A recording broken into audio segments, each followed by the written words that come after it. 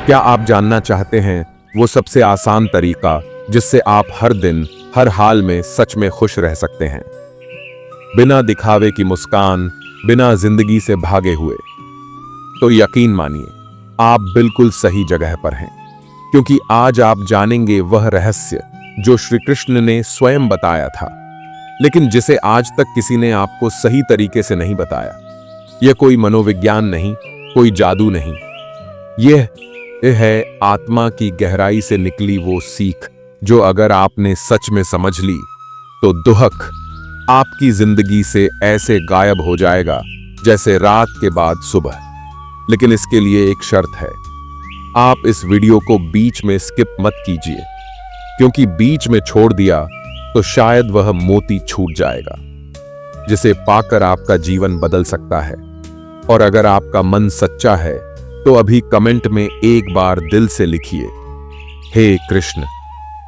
आपका यह एक शब्द इस वातावरण के साथ भगवान तक जरूर पहुंचेगा और फिर देखिए कैसे चमत्कार आपके जीवन में उतरता है।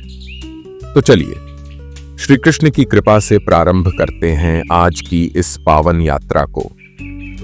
आप सोचिए, जब श्री कृष्ण खुद धरती पर आए थे तो क्या उनके जीवन में संघर्ष नहीं थे?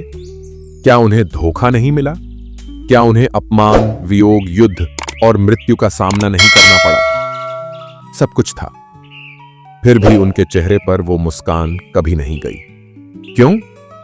क्योंकि वो सिर्फ एक मुस्कान नहीं थी, वो एक समझ थी। जीवन को देखने का एक अलग दृष्टिकोण था, एक दिव्य अंतर्दृष्टि थी। श्री कृष्ण ने सिखाया, खुश रहना परिस्थितियों पर निर्भर नहीं करता, मन की स्थिति पर निर्भर करता है, और मन की स्थिति बदलती है हमारे सोचने के ढंग से। कृष्ण ने कहा था, जो हुआ अच्छा हुआ, जो हो रहा है वो भी अच्छा हो रहा है, और जो होगा वह भी अच्छा ही होगा। यह कोई सामान्य वाक्य नहीं है, यह जीने का दृष्टिकोण है। जब आप हर स्थिति में अच्छा खोजने लगते हैं तब दुख का अस्तित्व ही मिटने लगता है।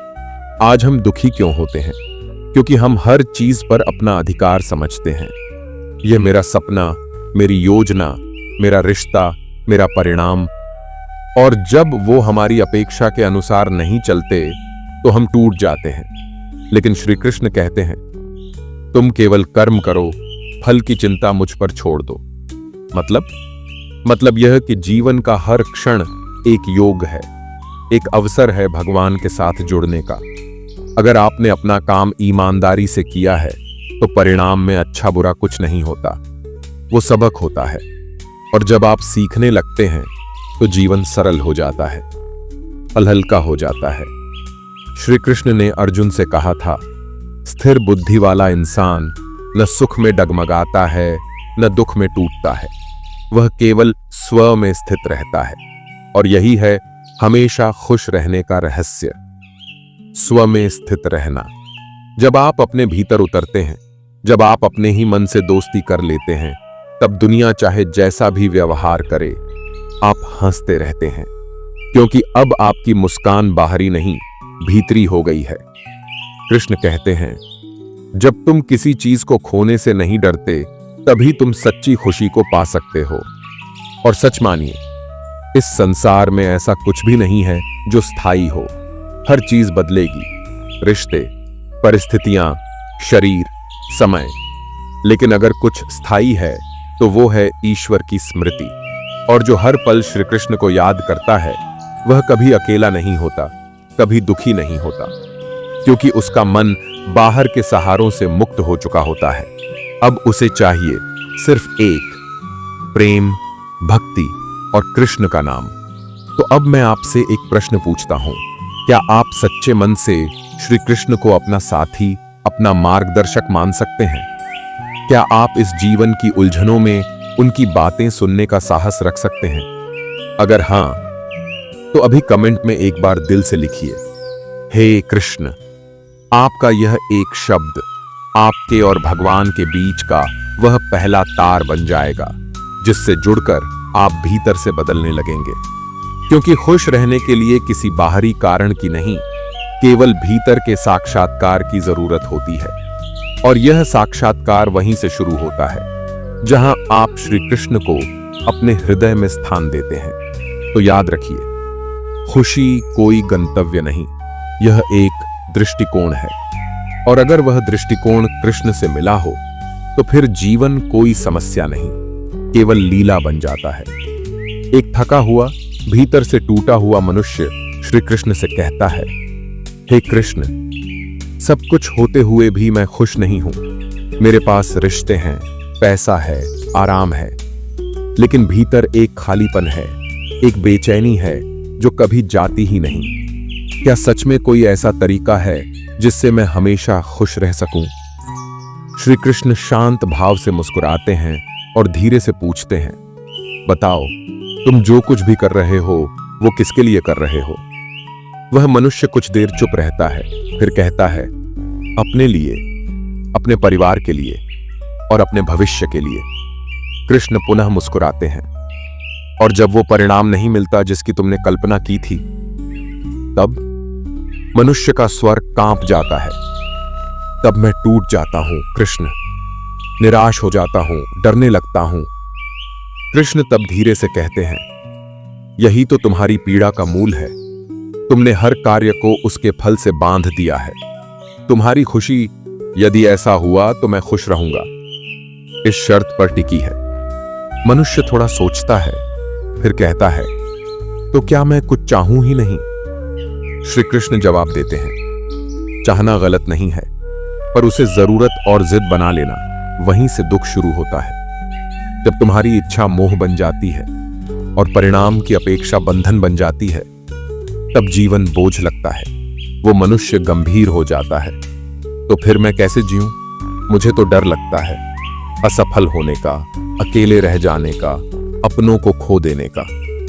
श्री कृष्ण बहुत ही कोमल भाव से कहते हैं, जिस दिन तुम समझ जाओगे कि यह जीवन तुम्हारे लिए नहीं, मेरे लिए है, उस दिन डर जल जाएगा। उसकी आंखों में नमी आ जाती है। क्या तुम मेरे साथ हो कृष्ण?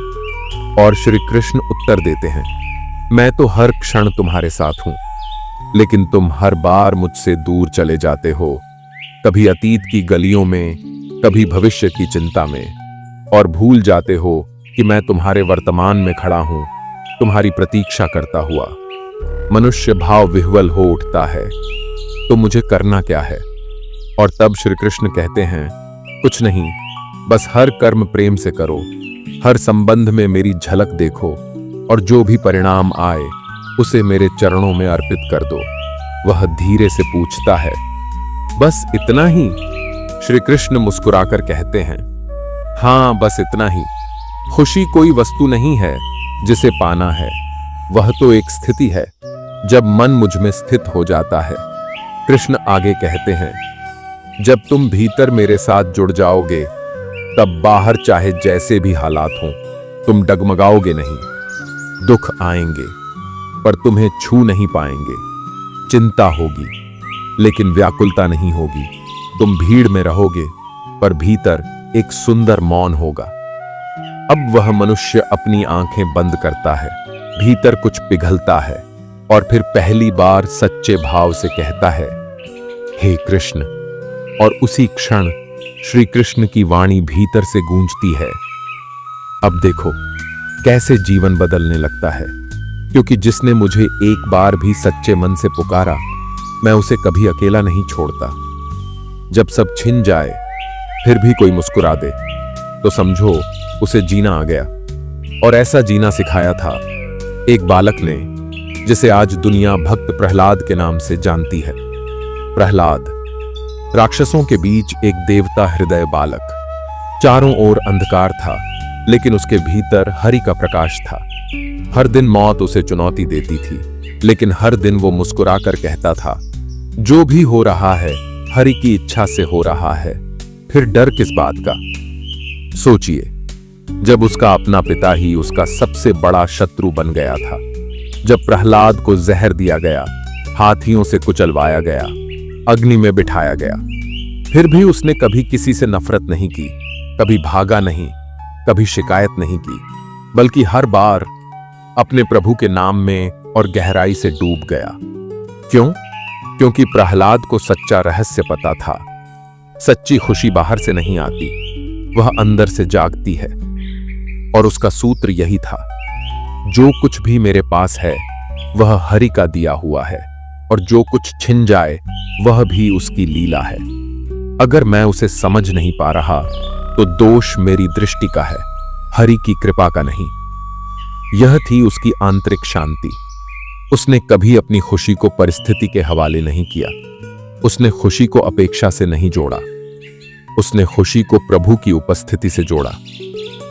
और आज हम जरा सी असफलता में टूट जाते हैं। लोगों की बातें हमें भीतर तक दुखी कर देती हैं। रिलेशनशिप, नौकरी, पैसा, सब कुछ हमारी खुशी का आधार बन गया है। लेकिन प्रहलाद कहता है, जब तुम्हारा आधार ईश्वर हो जाए तब दुनिया हिल जाए, तुम नहीं हिलोगे। उसकी मुस्कान सिर्फ चेहरे पर नहीं थी, वह उसके आत्मा की शांति से आती थी। और यही है हमेशा खुश रहने का सबसे आसान तरीका। दुनिया को बदलो मत, अपनी नजर को बदलो। अपेक्षा कम करो, समर्पण बढ़ाओ, शिकायत छोड़ो, कृतज्ञता अपनाओ, और हर परिस्थिति में प्रभु को महसूस करना सीखो। आज भी अगर आप भीतर से मुस्कुराना चाहते हैं तो प्रहलाद बनिए। जो बाहर से कुछ भी हो जाए, भीतर हरि नाम की लौ कभी न बुझने दे। यही है खुश रहने का रहस्य, जो कोई नहीं बताता, पर जो प्रहलाद ने अपने जीवन से हमें चुपचाप सिखा दिया। मित्रों, प्रहलाद की ये कथा सिर्फ पुरानी नहीं है, ये आज भी हर उस इंसान के भीतर जीवित है जो संघर्षों से टूटता नहीं, प्रभु पर भरोसा रखता है। अगर इस कहानी ने आपके हृदय को छुआ है तो एक बार कमेंट में श्रद्धा से लिखिए, हे कृष्ण। आपका यही एक शब्द इसी वातावरण में ईश्वर तक पहुंचेगा, और फिर देखिए कैसे आपके जीवन की दिशा बदलती है। अगर आपको ये यात्रा थोड़ी भी सच्ची लगी हो, अगर कहीं भी आंखें नम हुई हों, तो इसे केवल खुद तक मत रखिए। एक बार इस वीडियो को साझा करिए ताकि किसी टूटे हुए मन को नया उजाला मिल सके।